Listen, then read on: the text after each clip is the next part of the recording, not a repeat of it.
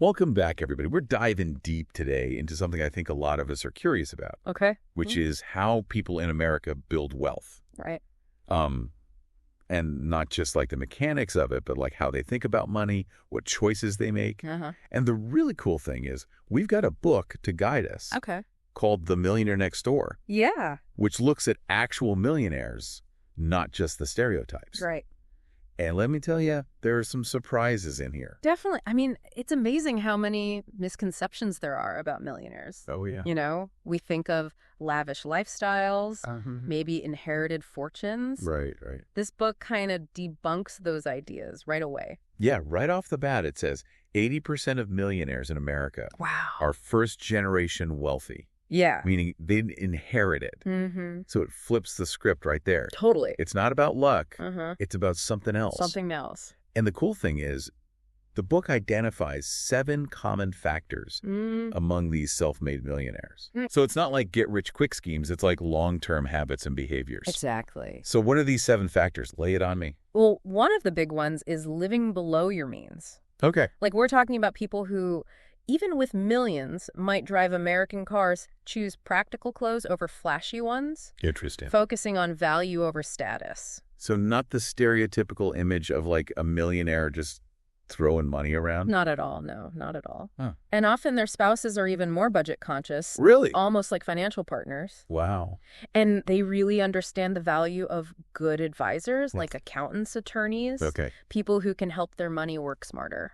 That makes you think about how sometimes people, even with a good income, still struggle to build wealth. Right. I remember like years ago trying to pick stocks based on what was trending online. Oh, yeah. Real penny-wise, pound-foolish kind of thing. Oh, absolutely. Does the book talk about that at all? It does. It uses these terms, prodigious accumulator of wealth Okay. versus under-accumulator of wealth. Got it. So the pause, as they call them, All right. they have that long-term vision. Uh-huh. And the UAWs, even with high incomes, might be spending it all, keeping up appearances, not investing wisely.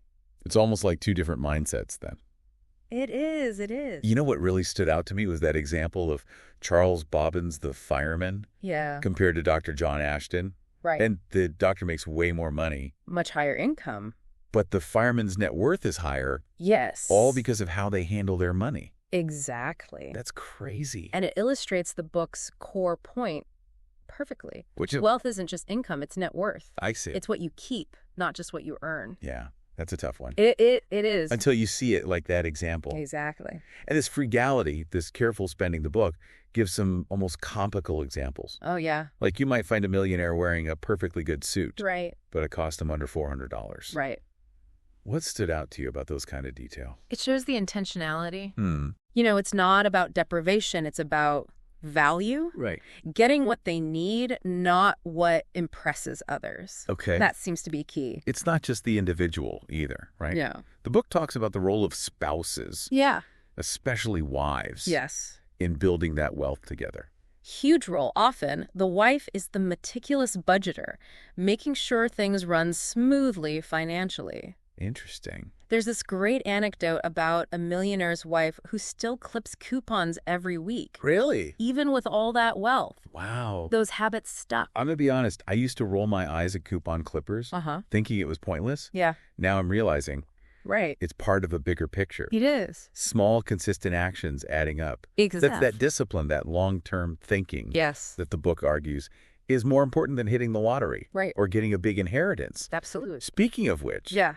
the book doesn't shy away from the potential downsides of inheritance, does it? No, it does. Like what happens when kids are given large sums of money Right. before they've learned these good habits themselves? Yeah, they use the story of Sarah, a self-made millionaire, Don't we? compared to Alice, who inherited a lot from her dad, and Oh. Sarah had to learn financial responsibility from scratch. Huh. Whereas Alice, despite having money, might struggle to manage it wisely. It's really interesting. Yeah. It seems like it's not just the money itself. Yeah, It's the skills and the mindset that goes with it. totally. Almost like financial literacy is just as important as any other subject we learn. Absolutely crucial. Yeah. And the book delves into some more surprising findings about who is building wealth in America. Okay. Did you know that auctioneers are highly represented among millionaires? Auctioneers? Auctioneers. Really? Yeah. That's not the first profession that comes to mind. No, it's not typically. What's the connection there? Well, the book explains that many auctioneers live in smaller towns. Okay. So often lower cost of living. Makes sense. They're also used to negotiating and spotting value, skills that translate well to personal finance. That's true. And there's this great example of Mrs. Rule, Okay. who is a millionaire auctioneer. Wow. And she meticulously plans her finances. She budgets carefully. So it's a combination of things then. Yeah, it is. It's their profession, their lifestyle, their own personal financial habits. Exactly. Makes you wonder, are there other kind of hidden gems out there? Professions we don't typically associate with wealth. Right. But maybe they have these unique advantages. It's fascinating to think about. Yeah. It really is. So we've talked about these paws. Yeah. The folks who are good at accumulating wealth. Right. But the book also dives into the flip side, the UAWs. Yes. The folks who struggle to build wealth even with good incomes. Even with high incomes, yeah. And they introduce us to this guy, Teddy Friend. Yes. Who really fits that UAW profile. Perfectly. Yeah. So tell me about Teddy. Well, Teddy grew up in poverty, and he has this kind of deep-seated desire to prove his success through material possessions. So his spending habits are almost a reaction to his past. Yeah. Like he's trying to distance himself from that feeling of lack. Exactly. By surrounding himself with nice things. Symbols of success, yeah. Huh. And even though he makes good money, he can't seem to break free from that cycle of high consumption. Oh, wow. The book gives a great example. Okay. Teddy meticulously researches to get the best deal on a car, but then overspends in other areas. So he's missing the bigger picture. Right. It's that penny wise, pound foolish thing, isn't it? It is. Focusing on small savings, but missing those larger opportunities to build wealth. Exactly. I've definitely been guilty of that. I think we all have. Getting caught up in a sale. Right. But not thinking about my overall budget. Yeah, the book highlights how those UAW behaviors can really sabotage people. Even those with high earning potential. It really is about the mindset shift then. It is. It's about that long-term focus. Absolutely. Okay, so we've got this contrast between the pause and the UAWs, but the book goes beyond just mindset and habits. Right? It gets into some specific strategies for building wealth. Yes. Like minimizing taxes. A big one. Yeah, the authors are really adamant that minimizing your tax burden is crucial. They are. They point out that income tax is a major expense for most people. Yes. And it's something we often overlook. We do. Especially when we're so focused on income rather than net worth. Right. The book says the average American household pays over 10% of their wealth in income tax every year. Wow. While the millionaires they studied pay just over 2%. That's a huge difference. Huge difference. Yeah. So how do they do that? Well, it's not about illegal tax evasion. Okay. It's about understanding the system and using legal strategies to your advantage. So what are some of the ways these millionaires are minimizing their taxes? Well, they often utilize strategies that aren't available to traditional employees. Things like investing in real estate. Got it. Or starting their own businesses, which offer different tax advantages. I see. They also tend to focus on building wealth through assets that appreciate in value. Okay. Minimizing their realized income. Right. And therefore their tax liability. So it's not just about earning more. It's about making your money work smarter for you within the system. Exactly. I'm starting to realize how much I don't know about taxes. It's a complex topic. Yeah, and how much I could potentially be doing to manage them more effectively. It's definitely an area where expert advice can be invaluable. And speaking of expert advice, yes, the book also talks about how millionaires choose financial advisors. Right. Which can make a big difference in their journey. Absolutely. So who are these millionaires turning to for guidance? Are they all going to these fancy Wall Street firms? Surprisingly, no. Really? The book found a strong link between how millionaires choose advisors and their financial success. They tend to get recommendations from trusted sources, like their accountants or other successful investors, Got it. rather than responding to flashy ads or cold calls. So it's about building relationships based on trust. Yes. And proven results. Exactly. It's like how I found my mechanic through a friend's recommendation. Word of mouth. Not a billboard on the highway. Exactly. The book even has this anecdote about Mr. Martin, a millionaire who insists on seeing potential advisors' personal tax returns and investment portfolios. Wow. He wants proof they walk the walk. I love that. Not just talk the talk. It's about demanding accountability and transparency. It is. When you're entrusting people with your financial well-being, Absolutely. why not make sure they're practicing what they preach? Right. It's a reminder that we all have the right to ask those tough questions We do. and make informed choices about who we work with. Absolutely be an active participant in your financial journey, not just blindly following someone else's lead. Well said. Thank you. So we've uncovered a lot here. We have. We've got the myths about millionaires, Right. the 7 factors that contribute to their success, Yes. the importance of net worth over income, the contrasting mindsets of the PAWs and UAWs, the power of frugality and disciplined spending, Yes. the role of spouses, Right. the importance of minimizing taxes, Yes. choosing the right advisor. Absolutely. But there's more to explore. There is. This book also dives into the really interesting topic of economic outpatient care. Yes. And that's where things get really interesting. It is. It's all about how wealth is passed down Right. between generations. Yes. And the potential implications, both positive and negative. Exactly. Okay, so let's dive into that then. Let's do it. Okay, so this economic outpatient care the book talks about, it sounds almost medical. Right. What is that exactly? It's basically describing substantial financial gifts given to adult children or grandchildren. Okay, So think of it like ongoing support even after they've grown up. I see. And it's more common than you'd think. Really? Yeah, almost half of affluent families give at least $15,000 annually this way. Wow, that's a significant chunk of change. It is. But I can see how that could be tricky. Yeah. You know, on one hand, you're helping family, Right. but could it also create a dependence? That's the question the book raises. Like, are you giving a hand up or accidentally preventing them from learning to stand on their own 2 feet? Exactly. It's that classic saying, give a man a fish he eats for a day, teach a man to fish he eats for a lifetime. Right. It's about empowering them. Yes. It's not just providing a temporary solution. Absolutely. And the book makes a distinction between types of support. Okay. So, like, funding education that's seen as more positive, Makes sense. equipping them for the future, Uh-huh. but consistently covering, like, living expenses or luxury purchases. Yeah. That's where it gets a little murkier. So helping with college tuition, that's one thing. Hmm. But constantly bailing them out of credit card debt, Right. that sends a different message. It does. Like, are you enabling bad habits Exactly. instead of encouraging responsibility? The book gives a couple examples. Right. You have Lamar and Mary, who are heavily reliant on this economic outpatient care. Okay. And then you have a sales executive who built his wealth himself. Got it. Lamar and Mary are constantly leaning on Mary's mother for financial help. Oh, wow. And it's kind of created this cycle of dependence.